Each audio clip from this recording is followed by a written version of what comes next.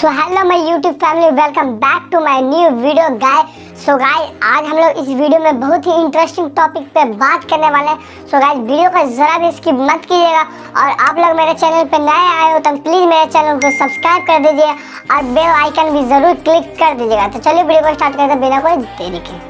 तो finally family, आज हम लोग बात करने वाले हैं डव के इस कंडीशनर के बारे में और आज हम लोग इसका पूरा रिव्यू करेंगे और आपको बताएंगे कि इसका प्राइसिंग क्या है, इसका पैकेजिंग कैसे है और सबसे इम्पोर्टेंट गाइस, आज हम लोग बताएंगे कि इसमें कौन कौन से इंग्रेडिएंट्स ऐड किए गए हैं और ये एक केमिकल फ्री कंडीशनर है या नहीं है। तो गाइस, सबसे पहले बात करें इसके पैकेजिंग की। तो गाइस, जैसा कि आप लोग देख सकते हैं, इसका पैकेजिंग काफ़ी अच्छा है और काफ़ी इम्प्रेसिव है और इसका पैकेजिंग आता है वाइट कलर के बॉक्स में, जैसा कि आप लोग देख सकते हो।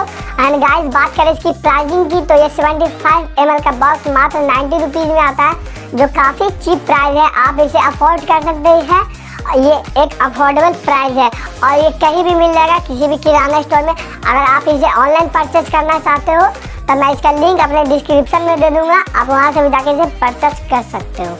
एंड गाइस, बात करें अगर इस इंग्रेडिएंट्स की, सो गाइस, इसमें कुछ हार्मफुल केमिकल्स भी ऐड किए गए हैं, जैसे में सल्फेट, अल्कोहल एंड इसमें परफ्यूम भी ऐड किया गया है, जैसे इसके पीछे भी इसका मेंशन कर दिया है, आप लोग देख सकते हो।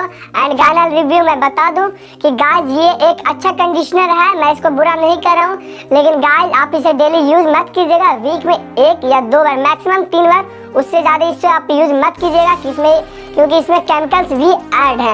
एंड गाइस, अगर आपको ये वीडियो थोड़ी सी भी अच्छी लगी हो तो वीडियो को प्लीज़ लाइक कर दीजिए और हमारे चैनल को सब्सक्राइब कर दीजिए। तो मिलते हैं ऐसे अमेजिंग वीडियो में।